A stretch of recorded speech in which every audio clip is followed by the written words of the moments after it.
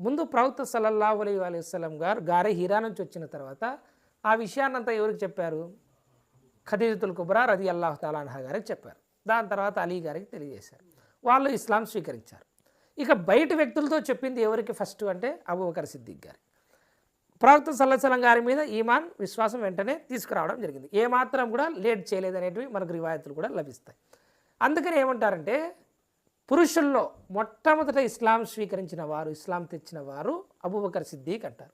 స్త్రీలలో మొదట ఇస్లాం స్వీకరించిన వారు బీవి ఖదీజతుల్ కుబ్రా.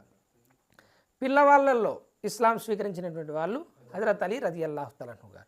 మరియు స్వతంత్రుల్లో అంటే గులాం నుంచి స్వతంత్రులై బానిసల్లో ఇస్లాం స్వీకరించినటువంటి వాళ్ళు జైద్ బిన్ హారిసా రదియల్లాహు తఆలా అన్హు గారు. జైద్ బిన్ హారిసా ఎవరు?